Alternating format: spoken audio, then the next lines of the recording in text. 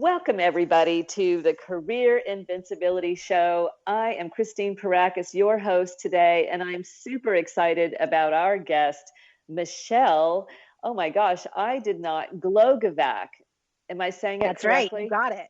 Oh, You thank sure did. God. Yes. With a name like Parakis, I go through my whole life correcting people. So thank you, Michelle Glogovac. And my apologies to all of you out there that I did not clear that before I got on this call. So anyway, I'm super excited. Michelle comes from my stomping grounds in the Bay Area and has an amazing career trajectory, but she is a natural relationship maker, and we are going to find out how we get to become that as well. She is passionate about helping experts get interviews on podcasts, and is so successful at that, and comes from a corporate aviation career. So, Michelle, we love to hear about successful people like you who've had an incredible career trajectory, and it always sounds great on paper, like it was a straight shot to the top, right? But rarely does anybody get that straight shot. I don't know anybody, frankly, who's been successful that doesn't have some zigs and zags. And we love to hear about your journey and the things you've navigated to become invincible as well. So welcome, Michelle Glogovac, and let's hear about your journey to invincibility. Thank you. Thanks so much for having me on. I'm excited to be here. And you're totally right. It was not a straight shot. It continues not to be a straight shot, but I think that's the beauty of life and, a career journey. I started my aviation career actually in college because I needed a part-time job. I didn't have a car and I could walk from the campus to the airport. So it was a no-brainer. And when I graduated, they put me on benefits and salary, and I didn't have to move home. So, of course, again, no brainer. I am keeping this job. But my degree was in law, and I decided to forego becoming an attorney so I could keep making money. And it wasn't necessarily that I was in love with corporate jets by any means or jet fuel, because that's what my focus was. But I really enjoyed the relationships that I was making. And I met amazing people, from celebrities to CEOs, everywhere in between. And I kept those relationships for close to 20 years as I moved up the ladder in my corporate career. But then, of course, everything changed. I was laid off and I had two little babies. They're a year apart. So they literally were babies at the same time. And my husband, who's also in corporate aviation, we had a nanny. We basically had an entourage every time we went on a road trip to a conference. We had a nanny, we had two children, we had a pack and play, and it was ridiculous. So the layoff was a blessing in disguise because I said, I want to figure out what I can do for myself, that I don't have to pay a nanny. I don't have to travel, because 18 years of travel, it's not as glamorous as it really seems. And I dabbled in some event planning and some social media because I knew both of those industries pretty well from doing what I did. But again, neither of them were what I wanted to do. I didn't wake up in the morning and go, yes, this is it. And it all changed when I was added to a Facebook group of a business and life coach who was launching her podcast. And I did not know I was laid off in April of 2018. September of 2018, I listened to my first podcast. Didn't know that there was a purple button on my iPhone to do that. And this woman, it's sad but true. And so it'll just show you how far you can go in less than 2 years. But this woman was talking about finding your passion and your purpose. And I was like, yes, I'm going to do this. How? I don't know, but it's out there. And I really took some of her content and was putting it out there on my social media of, I'm going to find my purpose. Everyone needs to do this. And she ended up reaching out to me in December of 2018 saying, do you want to pitch me to be on podcasts? And that was truly the beginning of what is now a full service podcast production agency and PR service, where I focus on getting people to be interviewed on podcasts. And I also produce a number of podcasts. That is fantastic. And what an amazing story in terms of, it's like you stumbled, but in fact, you were groomed for this, right? I mean, you already had although you maybe not were listening to podcasts for a long time, you had a social media following, you had a grip on, how to get the word out to people. People could see that in you. Yeah, and I would also say, I spent many years on the front line of, customer service, and I was dealing with big named people, and we went through customer service training. I ended up training other CSRs throughout the nation for the company I was with, and it was in building those relationships that I knew what it takes to create relationships and to keep them. That it's not just about the cold call, because you do have to know how to do those and put yourself out there, but to know how to network and genuinely be interested and show interest in another person is really what my job is all about, and is what I do. That's what it's all about. It's, when I pitch someone, I have a relationship with my clients that I know them intimately, and I tell every single one of them, I want to be your number one fan. I have to sell you, so I have to believe in you to do that. And so we form a relationship in which they share details that, they wouldn't normally share with anyone else, but I need to know how they got to the journey that they're on right now.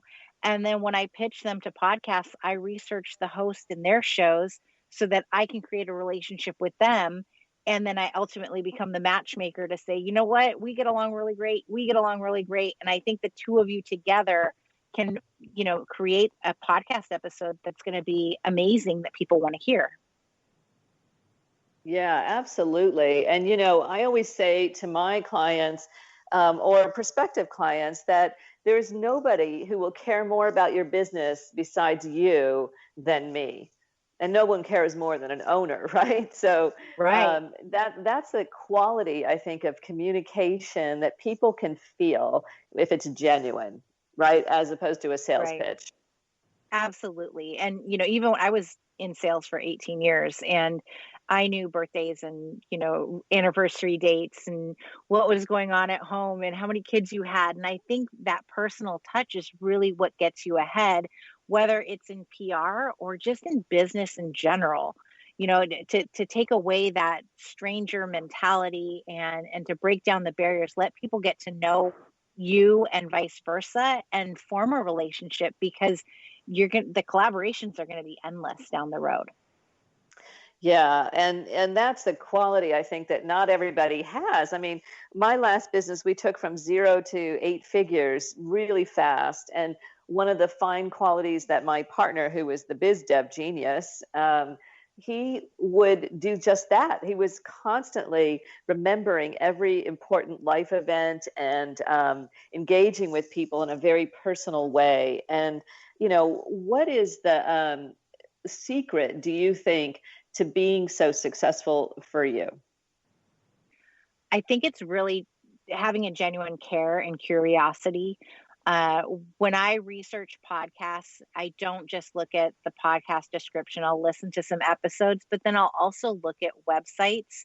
And I'll give you an example. A few months ago, there was one host that there was something that struck me about her. And as I read deeper into her bio, we had a lot of similarities. So my pitch to her wasn't just about my client.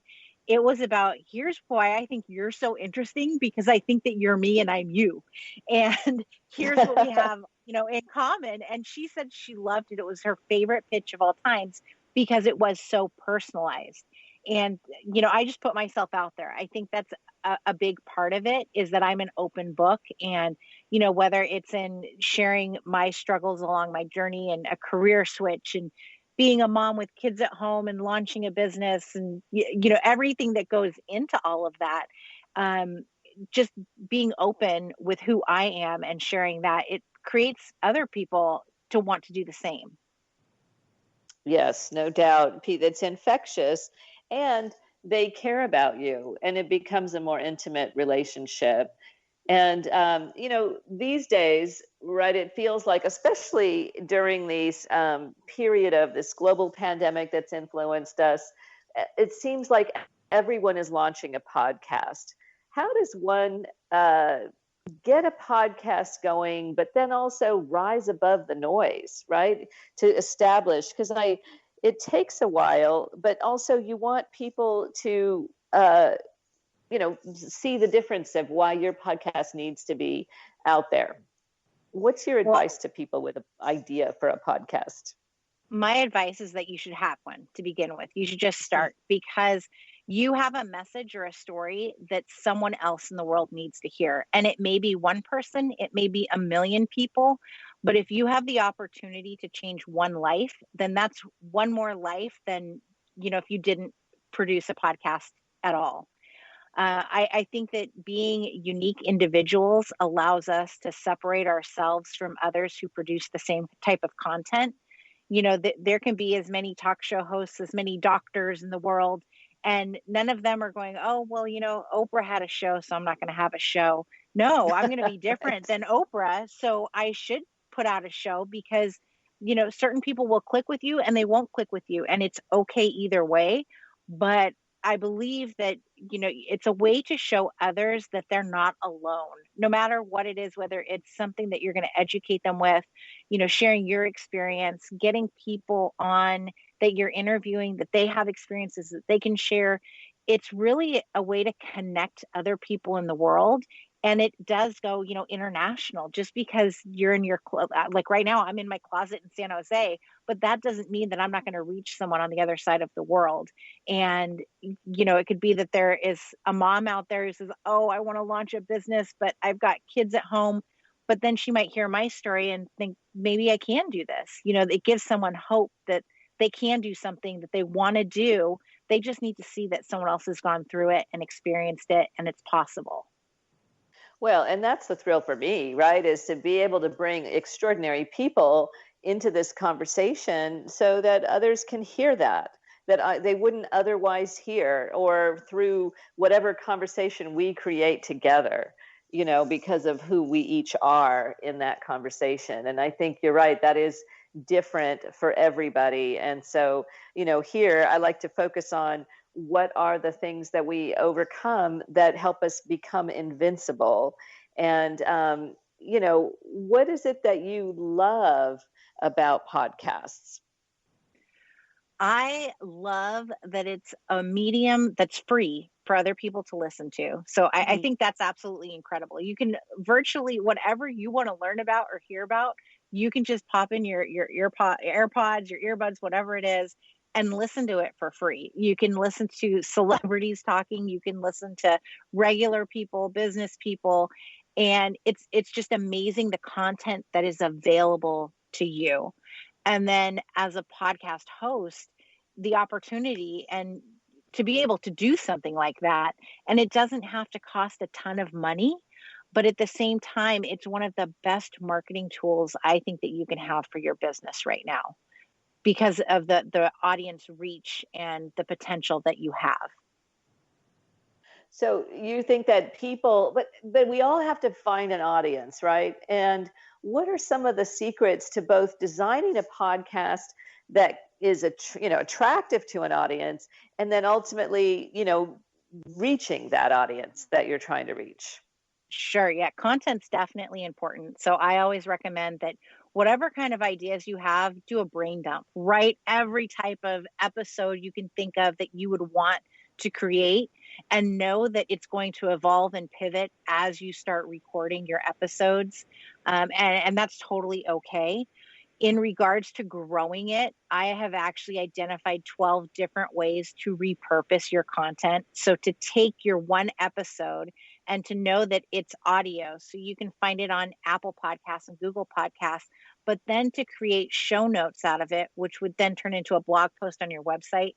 Then you've got SEO involved, and you have social media, so you can create graphics with it. There's just so many different ways that you can take one piece of content and turn it into multiple pieces